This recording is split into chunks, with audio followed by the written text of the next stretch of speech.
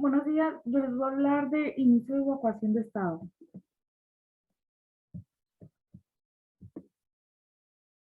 Los temas a tratar son las sociedades prepolíticas, las sociedades políticas, la naturaleza de Estado y las ciudades de Estado de Grecia. Las prepolíticas. La prepolítica es el conjunto de valores previos a la ideología de un colectivo que debe atender antes de ejercer sus propias ideas y propuestas. Son condiciones necesarias y suficientes. También por ello, este punto trata de las colectividades humanas que carecieron de una organización política, por ello implicó la inexistencia de una articulación orgánica y estructural entre quien mandaba y quienes obedecían. También por ello existía una autoridad integralmente social, encargada del aseguramiento conductual de la defensa común del culto. La regularización familiar también existía en ella. También era una combinación cambiante territorial en el que consistía las sociedades prepolíticas, la interacción de vínculos del parentesco también existía en las sociedades prepolíticas y su desarrollo de actividades económicas de tal subsistencia.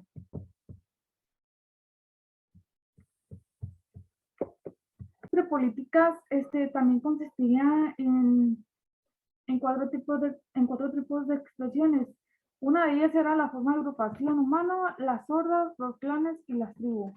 Las formas de agrupación humana consistía en que tanto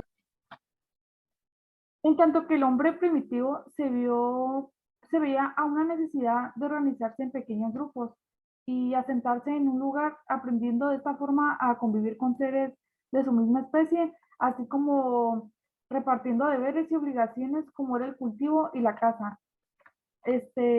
Las dos eran las sordas. Era una de las primeras organizaciones de la sociedad humana caracterizada por un número pequeño de personas que cambian de lugar. También eh, el tipo de regularización política y jurídica fija que consistía en ello, así sea también el encontrarse sometido a la previa sexualidad aún más abierta posible.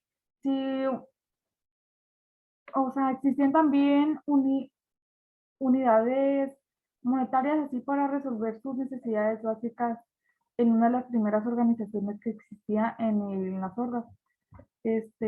También por ello, la 3 también por ello existían los estereotipos y en el cual consistía otro, el tipo de clanes, que el clan podía ser el real o el mitológico, o sea, humano o no. Incluso cuando los verdaderos linajes no se conocen realmente, los miembros del clan reconocían a un padre fundador.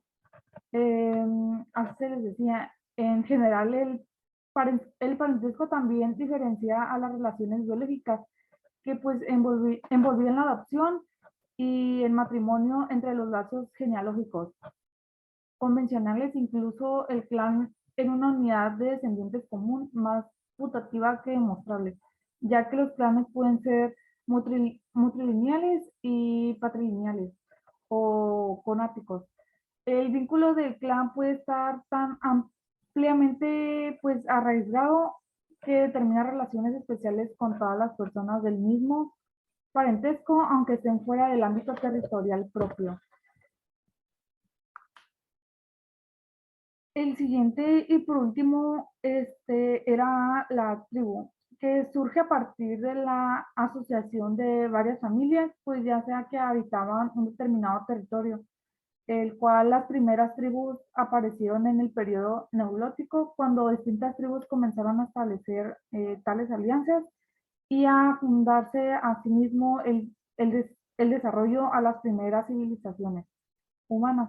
Se establece que pues en un territorio ¿cómo se llama? Internacionalismo simbológico, pues permite la asociación y la perduración de tales valores que el tiempo atraviesa en tiempo de transmisión intergeneracional.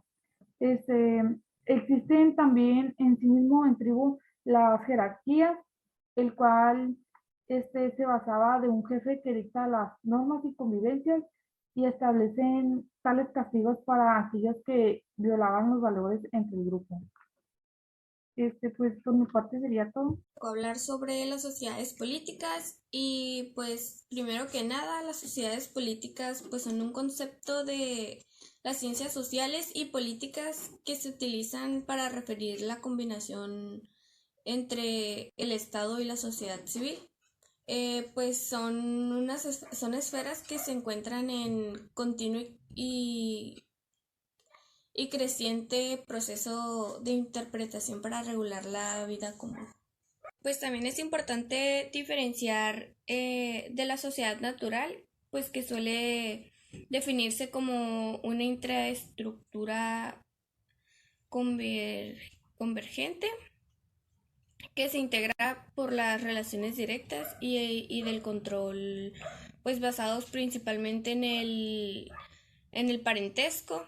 Como forma contrapuesta a la sociedad natural, pues la sociedad política posee un grado de complejidad y pues es divergente. Se constituye como Estado cuando genera una frontera frente a otras sociedades políticas y con las que no se integra, pues y además se considera como autosuficiente.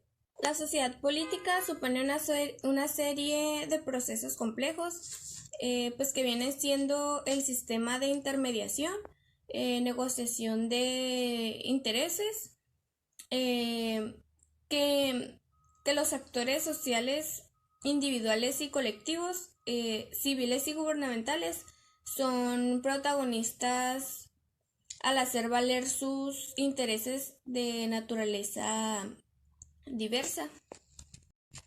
Una de las características de la sociedad política, pues podría ser la participación de actores civiles y gubernamentales,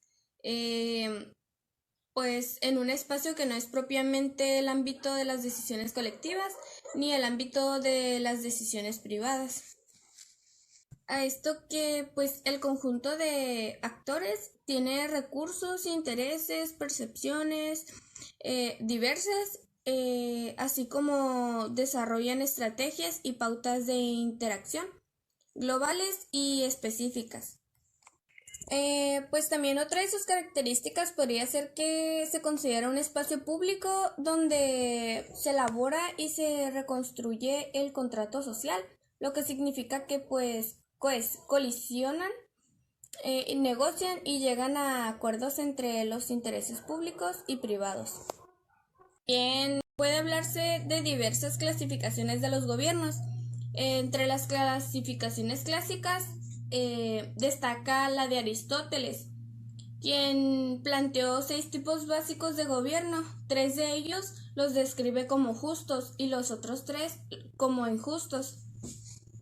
Gobiernos justos, pues hace referencia a la monarquía, que es el gobierno de uno, la aristocracia, que es el gobierno de los mejores, y la democracia, que es el gobierno del pueblo.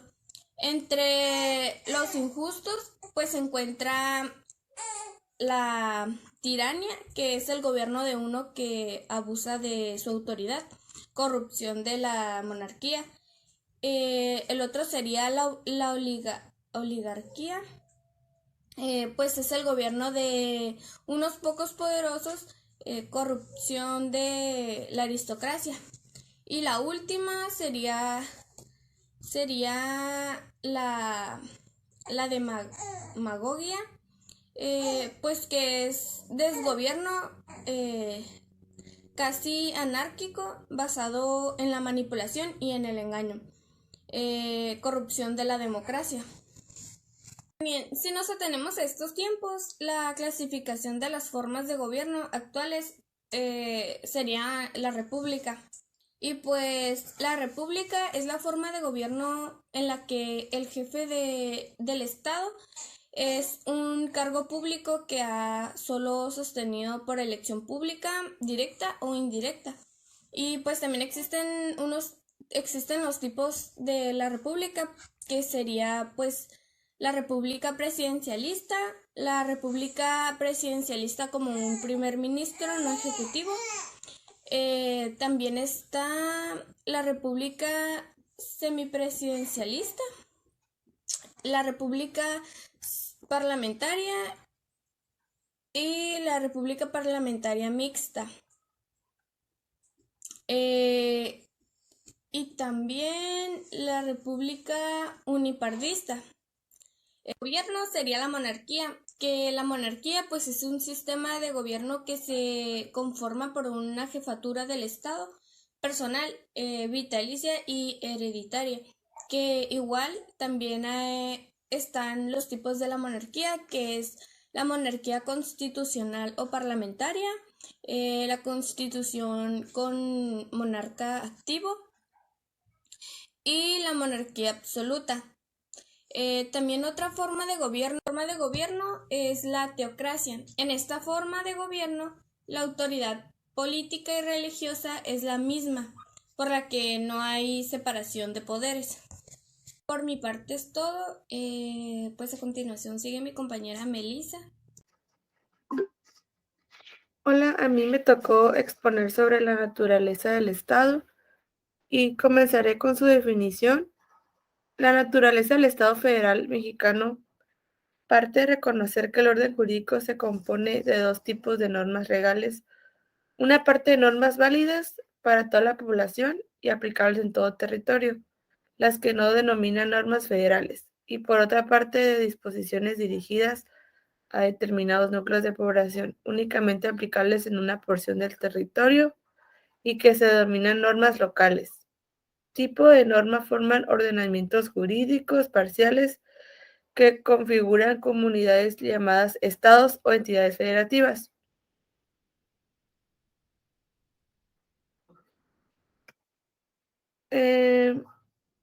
Diré sobre los libros que los filósofos llamaban sobre la definición de naturaleza del Estado.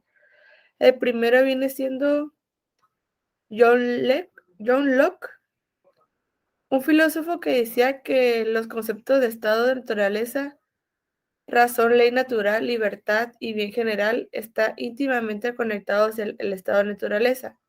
Es un estado de paz, de buena voluntad, asistencia y conservación mutuas. Según él, es un estado en el que los hombres están reunidos según les dicta su razón de ley, fundamental de la naturaleza. No es conocida por medio de la razón, es prescriptiva, única y exclusivamente por nuestro propio bien. Y también decía que en su libro, el segundo tratado sobre el gobierno civil, describe que el estado de naturaleza como un estado de igualdad en el que nadie tiene poder sobre otro y todos son libres de hacer lo que quieran. El siguiente filósofo es Charles Lewis II, o más conocido como Montesquieu. Este filósofo decía que el artículo pretende mostrar como el de la obra de Montesquieu la natura humana como parte de la naturaleza en general nunca se separa de toda la imagen del universo físico y sin embargo no se confunde con él, más bien se mantiene de un umbral constitutiva entre las causas físicas y las causas morales. Decía que la naturaleza humana se haya implicado siempre en el análisis de las instituciones políticas y sociales, de las costumbres, de los usos adquiridos, de las formas de vida que asume donde se mezclan con estos con una forma rato los que ponen la naturaleza humana. Decía que la sociedad que tiene leyes donde los miembros de este gozan de la libertad misma que no podrá consistir de otra cosa que el poder hacer lo que debe querer, mas nunca es ser obligado a hacer lo que debe quererse. Esta libertad es entonces el derecho de hacer lo que las leyes permiten. El siguiente filósofo es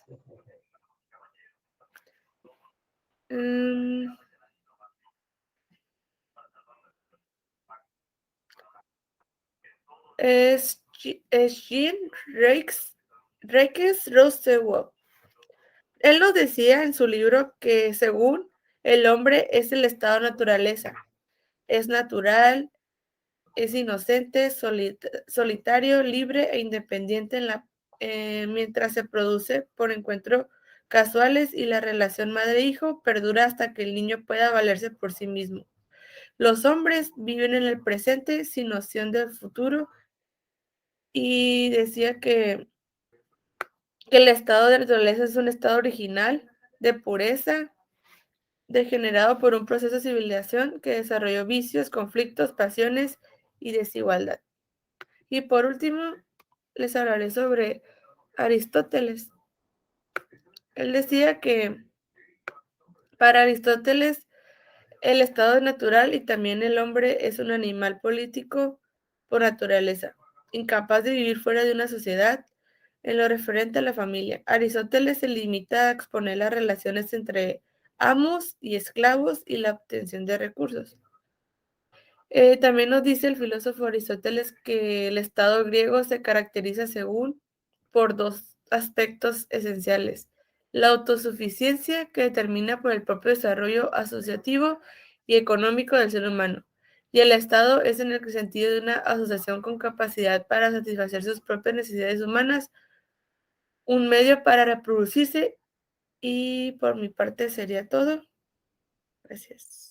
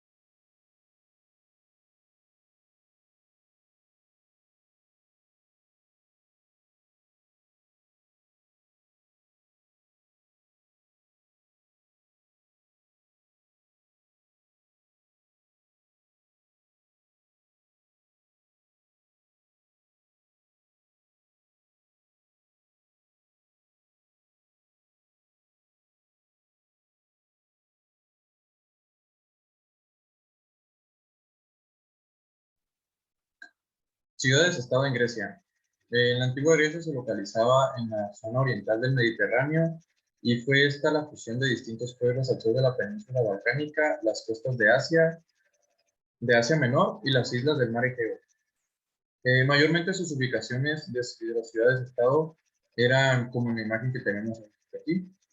En la parte de arriba se encontraban las organizaciones políticas, los de alto mando.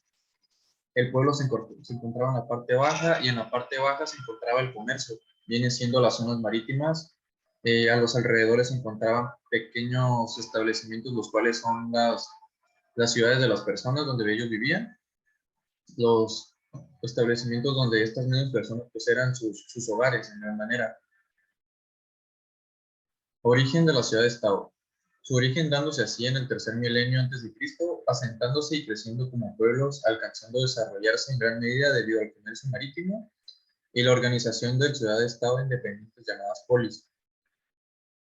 De gran manera estas ciudades crecieron, no fueron unificadas, pero eran ciudades que eran distantes porque cada una quería su propio territorio, quería tener algo de ellos mismos y no unificarse para no crear conflictos o tener ellos mismos un control sobre ellos mismos.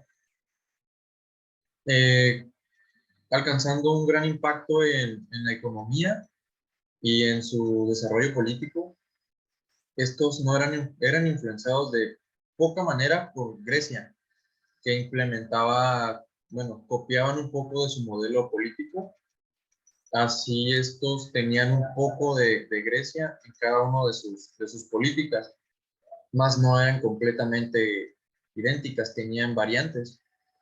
Cada ciudad-estado era como un pequeño país. Estos tenían la soberanía de sus territorios, eran autónomos e independientes. Las principales ciudades-estado. Entre las principales ciudades-estado, las más sobresalientes eran Atenas, en las cuales esta se gobernaba por la democracia, Tebas, que era guiada por aristócratas, la ciudad de Corinto, las cuales tenían los nobles el control de la ciudad, y Olimpia, más conocida aún por ser sede de los Juegos Olímpicos.